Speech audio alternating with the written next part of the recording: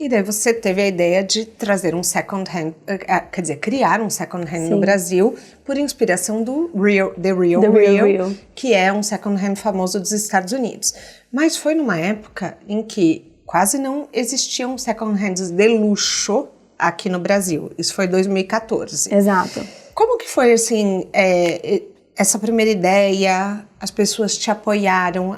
O pessoal estranhou? Como que foi? Então, quando eu morava em Londres, eu comecei a criar esse hábito do garimpo. Então lá eu comecei a frequentar muito os brechós, comecei a sentir muito prazer em garimpar aquele item único, exclusivo, aquela peça que só você vai ter. Então, como esse blazer, por exemplo, né? Algo que realmente marca a presença e é algo que, assim, o acabamento de uma peça dessa raramente se encontra hoje em dia, né? Sim. Então, eu comecei a criar esse amor pelo vintage, né? Quando eu fiz a faculdade em Londres.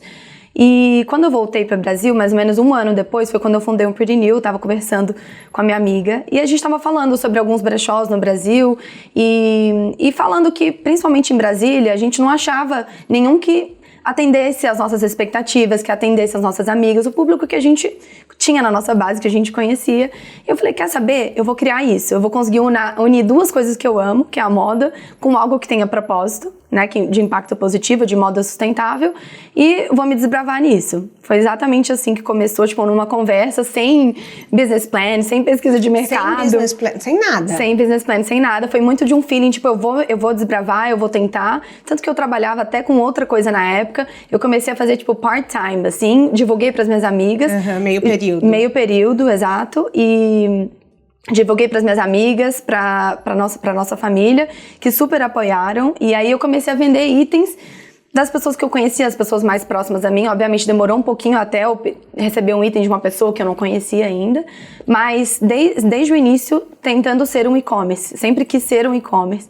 E desde o início comecei a operar dessa forma. Tá, ok. Mas você não tinha capital? Ou você fez algum investimento inicial? Foi um investimento muito baixo. Foi um investimento... Quanto? Eu acho que nem 10 mil reais, assim. Foi uma coisa assim, foi só pra criar o e-commerce, criar a logo, que na verdade eu criei junto com a pessoa na época.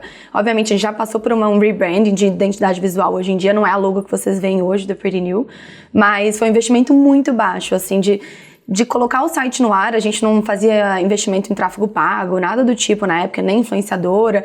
Eu mesma fazia o Instagram, eu mesma fazia as fotos, eu editava. Não tinha nem funcionário na época, pra você ter noção. Nossa, eu fazia tudo da sua casa? Fazia tudo de casa, tudo. E quando que você começou a montar um espaço? Depois de quanto tempo? Mais ou menos uns 2 anos depois. Foi quando eu senti... Ficou bastante tempo em casa. Fiquei. Eu senti uns 2 anos depois. Assim, eu já senti essa dificuldade. Quando eu comecei, eu já percebi que quando eu ia atender alguém que eu não conhecia, por exemplo, a pessoa não queria comprar pelo site, ela queria me encontrar pessoalmente, principalmente por ser um item second hand. A pessoa, há 10 anos atrás, não tinha confiança de comprar num site que nem era conhecido na época, uma peça semi-nova e de luxo e autêntica, né? A pessoa tinha muita dúvida em relação à autenticidade, ao estado de uso que a peça se encontraria. Então elas queriam me encontrar pessoalmente, eu não me sentia à vontade de recebê-las na minha casa. Claro. E aí eu comecei a sentir a necessidade de ter uma salinha, um espaço físico que eu pudesse receber essas clientes.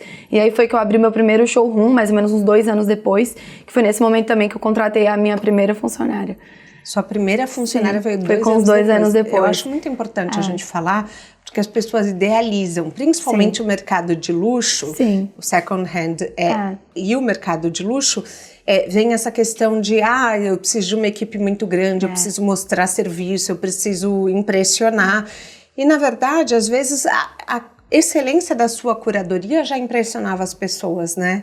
Eu acho que, assim, hoje em dia você não consegue fazer um site com esse budget que eu investi na época, obviamente, é muito mais caro, ainda mais um site bem feito, porque não era um site bom. Então isso é até uma das coisas que eu gostaria até de dar como dica, assim, investir em uma plataforma que seja boa, que seja robusta, que vá atender seu site a longo prazo.